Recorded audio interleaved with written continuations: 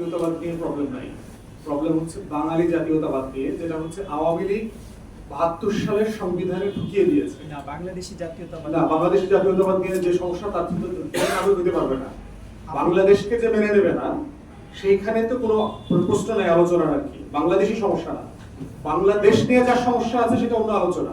সে বিদেশে থাকতে পারবে কি পারবে না সেটা অন্য আলোচনা, সে বিদেশি হিসেবে থাকতে পারবে।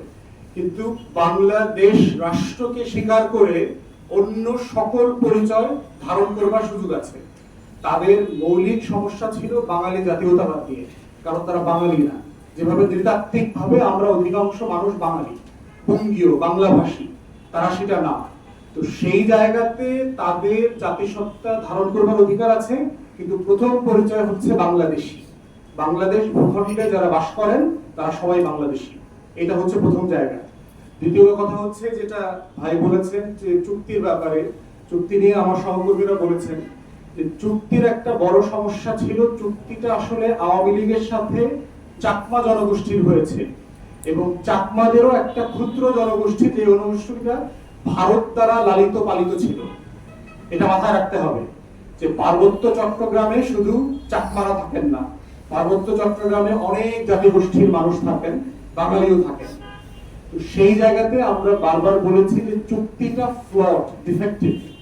এই চুক্তি একটা জনগোষ্ঠীকে ক্ষতিপূরণ দিয়ে, টাকা পয়সা দিয়ে পুনর্বাসন করেছে, এদেরকে মন্ত্রী মিনিস্টারের সুযোগ সুবিধা দেওয়া হয়েছে, শত শত কোটি টাকা এদের পিছনে ঢালা হয়েছে, এবং পুনর্বাসনের নামে ভারত থেকে যে চাকমা জনগোষ্ঠী আসছে তারা প্রচুর ক্ষতিপূরণ নিয়েছে।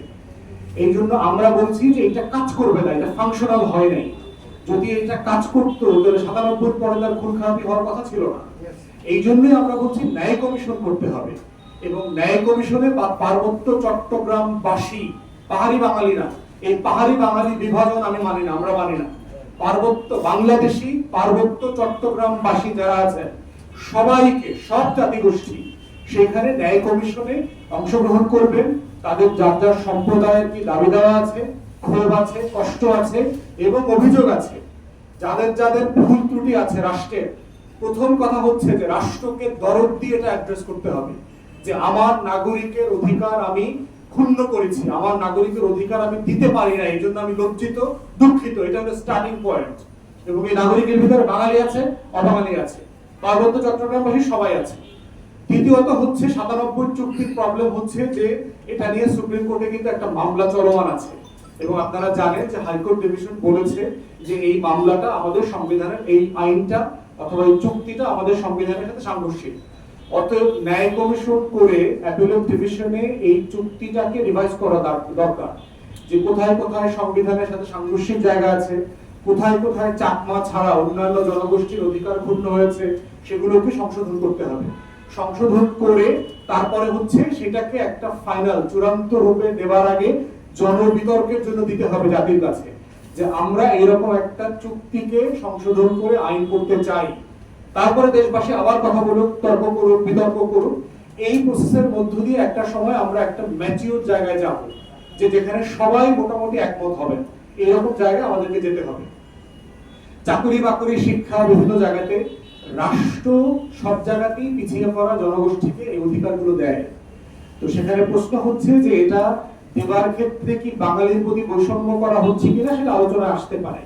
কিন্তু শিক্ষায় এবং চাকরিতে যদি তারা যারা পিছিয়ে পড়ে তাদেরকে কোটার মাধ্যমে সুযোগ সুবিধা দেওয়ার অধিকার সব জায়গাতে আছে। কারণ এই রাষ্ট্রের অঙ্গীভূত যদি এই সকল জনগোষ্ঠীকে করা না যায়, তাহলে তার অস্ত্র নিয়ে পাহাড়ে চলে যাবে, সেটা বাংলাদেশের স্বার্থ রক্ষা করবে না। তো সেক্ষেত্রে সকল জনগোষ্ঠীর অধিকার ক্ষুণ্ণ করবে না এমন প্রসেসে কাজ করবার একমাত্র উপায় হচ্ছে ন্যায় কমিশন করা। ন্যায় কমিশন সবার কথা শুনবে, সবার অভিযোগ শুনবে, এবং রাষ্ট্র সেগুলো ন্যায্যতার ভিত্তিতে, ইনসাফের ভিত্তিতে সমাধান করবে। পার্বত্য চট্টগ্রামে মানে একটা জিওগ্রাফি একটা বড় চ্যালেঞ্জ আর কি। এটা যারা আমাদের সামরিক কর্মকর্তারা আছেন ওনারা জানেন যে এর ভিতরে অনেক অঞ্চল আছেন যেখানে আপনি এখনো হেলিকপ্টারে যাওয়াটাও নিরাপদ না। এরকম অঞ্চল আছে। দুইটা কারণে নিরাপদ না। একটা কারণ হচ্ছে যে আপনি গাছগাছালির মধ্যে ভুল করে ভারতে ঢুকে যেতে পারেন, মিয়ানমারে ঢুকে যেতে পারেন, তখন সাডেনলি ওখান থেকে আপনার প্লেন অথবা হেলিকপ্টার ধরে গুলি করতে পারে। দ্বিতীয় নিরাপত্তা হচ্ছে এখানে বিভিন্ন বিচ্ছিন্নতাবাদী আন্দোলন আছে, সব রাষ্ট্রের আছে, ভারতের মধ্যকার অংশ আছে, বার্মার মধ্যকার অংশ আছে এবং বাংলাদেশের মধ্যকার অংশ আছে, এবং তাদের নিরবিচ্ছিন্ন বিচরণ কেন্দ্র হচ্ছে এই পাহাড়। এখানে তাদের অস্ত্রের প্রশিক্ষণের ক্যাম্প আছে, তাদের থাকা খাওয়ার ব্যবস্থা আছে, তারা যুদ্ধ করে মারামারি করে অস্ত্র নিয়ে পালিয়ে যাওয়ার জায়গা আছে। অতএব এই নিরাপত্তা জায়গাগুলো আছে, এবং এগুলোকে তারা যেটা করে, তারা বসতিগুলোকে কেন্দ্র করে এটা করে।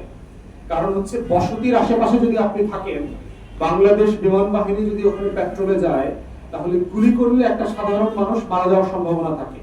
তখন এটা সে কাভার হিসাবে দুনিয়াকে দেখায়, এই যে দেখেন যে চাকমার 3টা নিরপরাধ মহিলা মারা গেছে।